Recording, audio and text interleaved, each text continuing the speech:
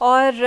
آپ کے جو الائنس میں حصے دار ہیں مولانا فضل الرحمان ہو گئے، شاہد اکان عباسی صاحب ہو گئے، یہ لوگ ہوں گے آپ کے اس پاور شو کے اندر؟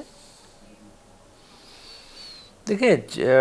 عموماً ہمارے جلسوں میں پہلے وحدت المسلمین کی نمائندگی رہی ہے، محمود اچکزئی صاحب آتے رہے ہیں، ہم اب بھی امید کرتے ہیں کہ یہ اپوزیشن کے اتحاد کے لوگ آئیں گے۔ اور آج بانی پی ٹی آئی کے وکیل فیصل چودھری صاحب کو گرفتار کیا گیا کہ شاید انہوں نے وہاں پر پولیس اہلکاروں کو کچھ نازیبا الفاظ کہے، گالیاں وغیرہ دیں، کیا یہی وجہ تھی یا پھر وہ بانی پی ٹی آئی کا پیغام باہر لانا چاہتے تھے؟ اچھا، بنیادی طور پہ دیکھیں پاکستان میں ہمارا معاشرہ بڑا تنگ نظر بن گیا ہے، یہاں سیاست کرنا جرم بن گیا، سیاستدان سیاست نہیں کر سکتے، وکیل اپنی وکالت نہیں کر سکتے، صحافی صحافت نہیں کر سکتے، تو مطلب ادھر اب پھر جو ہے نا حکومت ہی بتائے کس نے کیا کرنا ہے۔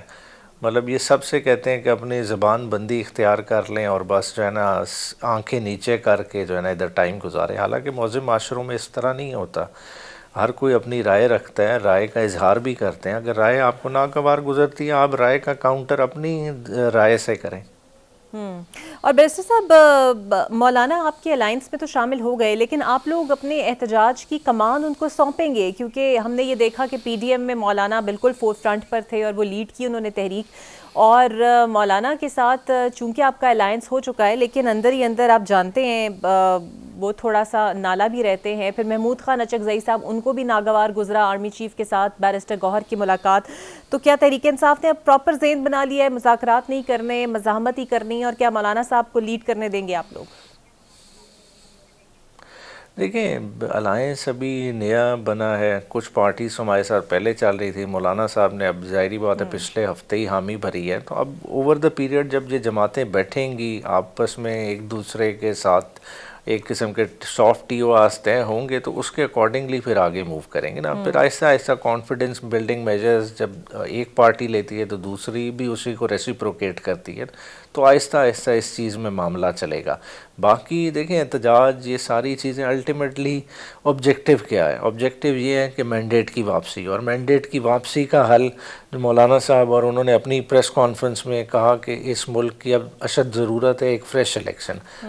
فریش الیکشن ہوگا تو تب بھی یہ پولیٹیکل ڈیفرنسز ریکنسائل ہو سکتے ہیں، تو میں سمجھتا ہوں کہ الٹیمیٹلی یہ اپوزیشن کی جماعتیں وہ مومنٹم بنا پائیں گی جس کی وجہ سے ہم نئے الیکشن کی طرف جائیں گے۔ بالکل صحیح۔ اور گنڈا پور صاحب سے جو انتظامی ذمہ داریاں واپس لی گئی ہیں کے پی کے صوبے کی، تو آپ کو لگتا ہے جو تنظیمی ذمہ داریاں تھیں کہ یہ پی ٹی آئی اور جے یو آئی میں کانفیڈنس اور باہمی اعتماد سازی کو فروغ دینے کے لیے کیا گیا ہے؟ نہیں اس طرح سے تو بالکل بھی نہیں ہے، یہ مقصد یہ تھا کہ دو ڈیفرنٹ رول میں مختلف بندے ہونے چاہیے، کیونکہ chief executive of the province ویسٹ سے ہی اتنا اوور آکوپائڈ ہوتا ہے، اور بار بار کیونکہ chief executive of the province جب صوبے کا پولیٹیکل ہیڈ بھی ہو تو اس کی ذمہ داریوں کے درمیان ایک کانفلکٹ کی سچویشن آ جاتی ہے، اور جس طرح آپ نے دیکھا کہ پریویسلی بھی ایکوزیشن ہی یہی رہا کہ جی آپ صوبے کی ذمہ داریاں نہیں نبھا رہے، آپ پارٹی کی زیادہ نبھا رہے ہیں، اور پھر اس کے علاوہ بھی کئی جگہوں پہ آ جاتا ہے کہ ایک غیر ضروری اعتراض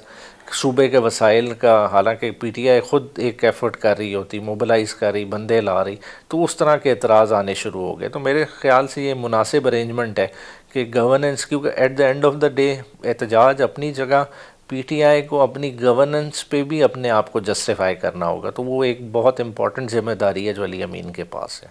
اور آپ سمجھتے ہیں کہ بانی پی ٹی آئی نے سر ویسے کیوں خط لکھا آرمی چیف کو؟ کیونکہ ابھی تک تو